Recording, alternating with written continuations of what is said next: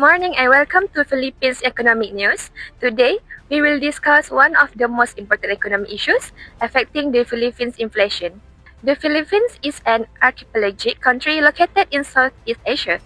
It consists of more than 7,000 islands and has a population of approximately 117 million people. The country's major economic activities include agriculture, fishing, manufacturing, tourism, rice production, and coconut farming.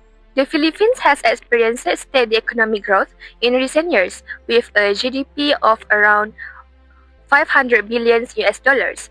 However, despite this growth, inflation continues to affect the daily lives of many Filipinos. We selected the Philippines because rising prices have become a major concern for households and businesses.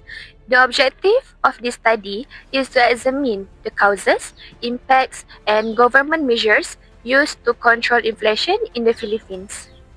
Before we continue, let's understand what inflation actually means. Inflation is a continuous increase in the general price level of goods and services over time.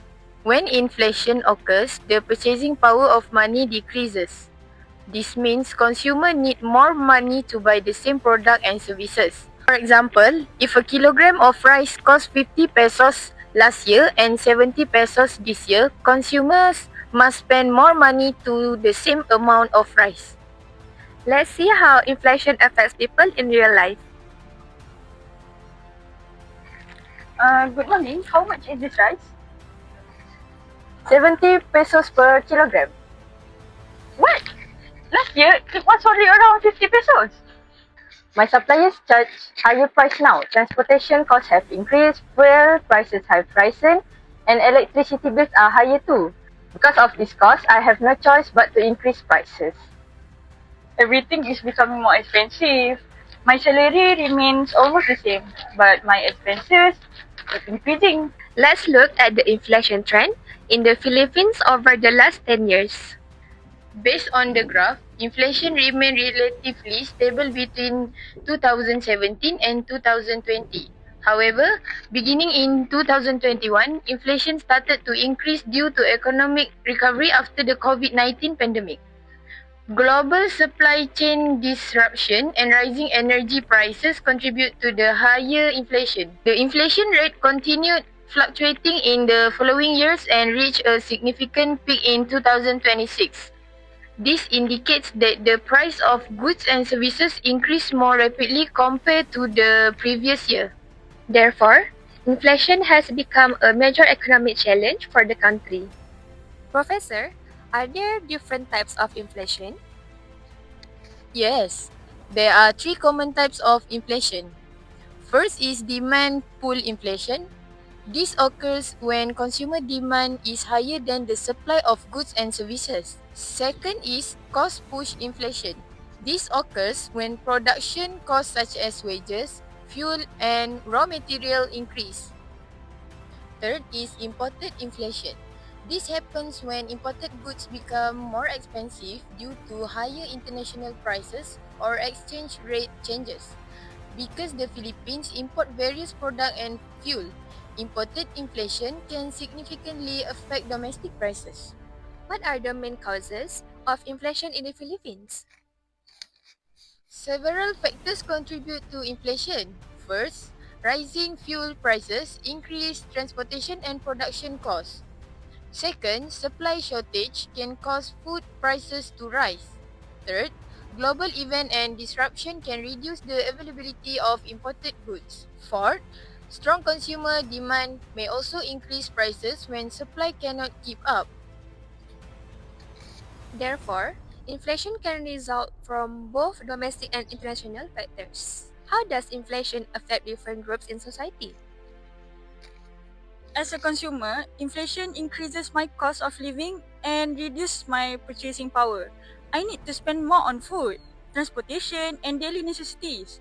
As a business owner, inflation increases my operating and production costs. Sometimes, I must increase prices, which may reduce customer satisfaction and sales. For the government, inflation increases the cost of providing public service and subsidies. The government must spend more money to support citizens. For the economy, inflation creates uncertainty, reduces the value of savings, and may slow economic growth if prices continue rising too quickly. What is the government doing to control inflation? The government uses monetary policy and fiscal policy. Under monetary policy, the central bank increases interest rates to reduce excessive spending and borrowing.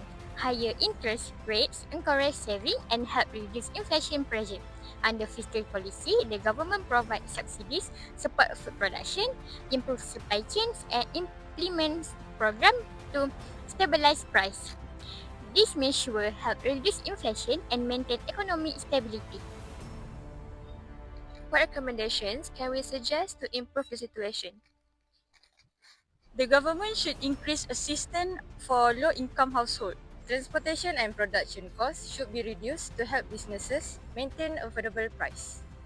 Investment in local agriculture and food production should be strengthened to reduce dependence on imports. Price monitoring should be improved and target subsidies should continue for essential goods. In conclusion, inflation remains one of the major economic challenges in the Philippines. It increases the cost of living and reduces purchasing power. It also increases business operating costs. Understanding the causes and impact of inflation helps policymakers develop better solutions. Government policies such as monetary and fiscal measures have helped reduce inflationary pressure, but continuous efforts are needed to ensure long-term economic stability. Let's watch What is Inflation? Inflation. You've probably heard this word before, but do you really know what it means? Why does inflation happen? And is it always a bad thing? In this video, we're going to break down what inflation is and how it works. Section 1. What is inflation? Inflation is actually pretty simple. It's when the prices of things go up over time, which also makes the value of money go down. That's why things like a burger or anything else you buy cost more now than they did a few years ago. When inflation happens, your money cannot buy as much as it used to. For example, in the 1970s, the average price of a cup of coffee was only around 25 cents. But now in 2024, if you want to buy a cup of coffee with those same 25 cents, you'd probably just get an empty cup but with no coffee. So the coffee prices are going up and the value of money is going down, making everything seem more expensive. How is inflation measured? You've probably heard people talk about the inflation rate, which is something governments mention often. And if inflation gets too high, it can hurt the economy. But how is this inflation rate measured? How do governments or institutions calculate it? There are different ways to measure inflation, but the most common way is by using something called the Consumer Price Index, or CPI. So what is the Consumer Price Index? It's a way to track how the prices of everyday goods and services change over time. For example, in 2024, let's say the price of bread is $3, milk is $4, eggs are $5, a candle is $8, and a movie ticket is $10. The total for all these items is $30. Then, in 2025, the price of bread rises to $3.30, milk to $4.20, eggs to $5.30, a candle to $8.10, and the movie ticket is still $10. The new total is around $30.90.